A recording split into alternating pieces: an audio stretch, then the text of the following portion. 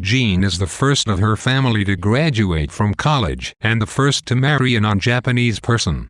That most Japanese do not talk about Manzanar and that many non-Japanese have never heard of it make her wonder if she imagined the whole thing. Her family rarely talks about the camp, and some experiences remain secret, such as when an old woman spat on Jean and Kyo and called them dirty Japs. In 1966, Jean meets a white photographer who had worked at Manzanar, and though at first she finds it difficult, she soon begins to talk about the camp with the woman. In April 1972, Jean and her husband visit the ruins of Manzanar with their 3 children. She is surprised that Manzanar could be located so near a highway filled with bikers and vacationers headed for the mountains. They finally spot the stand of elms and fruit trees that mark the ruins of the camp. During the internment, Manzanar was the largest town between Reno and Los Angeles, but now only a few buildings remain. Inside the camp, they notice a white obelisk marking 12 graves. Jean thinks of her mother, who died 7 years earlier, and begins to feel and hear the presence of those who once lived at Manzanar. They explore the site and discover small rock gardens created by men like her father. They also discover the remains of a small park, which ends suddenly in tumbleweeds and a bare mound. Jean looks at the ruins as she would an archaeological site and notices the outlines and patterns of a city. She finds a ring of stones where the American flag was raised each morning, but she is disturbed that the date on the inscription is marked AD, as if the mason intended his work to endure for centuries. She crosses the windy fire break, and with the wind, the sound of the voices grows. She closes her eyes and imagines that nothing has changed. She hears laughter and the singing of the Glee Club, and sees old men burning orange peels to keep away mosquitoes. She looks for the site of her former home in Block 28 and looks at the orchard next to which her family used to live. Jean watches her 11-year-old daughter, who is the same age Jean was when the camps closed.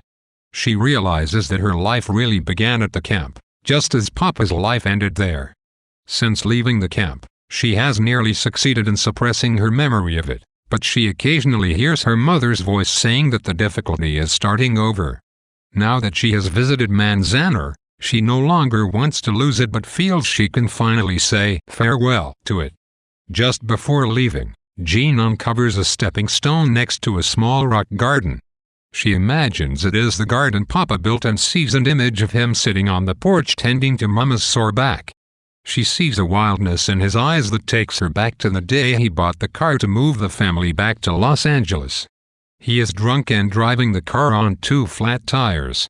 He makes Mama and the girls get in the car and speeds around the camp, swerving and yelling at the departing families not to miss their bus. Jean is afraid, but she takes comfort in Papa's madness and suddenly has complete faith that he will get them past the dark cloud of hatred that awaits them in the outside world.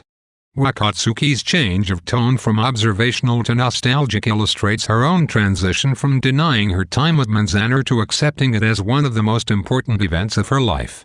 She opens the chapter with a dry, observational list of details about what she sees and hears. However, this tone takes on an eerie quality halfway through the chapter when Wakatsuki discovers the memorial to the dead and begins to hear what she thinks are the voices of ghosts of those who died in the camp. Surrounded by barbed wire, the memorial becomes a miniature image of the camp itself from which the residents cannot escape even in death. That Jean has almost convinced herself over the years that she only imagined Manzanar requires her to prove to herself that it is indeed real. She portrays the voices in images that come back to her as if she is reliving them. By interweaving her memories among the details of what she actually sees, she draws us into her past. By the end of the chapter, her real observations of the ruins have disappeared, and the world of her memory has completely enveloped us. Recognizing Manzanar as a real place with a real history makes Jean realize that her life really began there, which transforms her experience at Manzanar from an emotional burden she carries with her into a crucial part of her identity.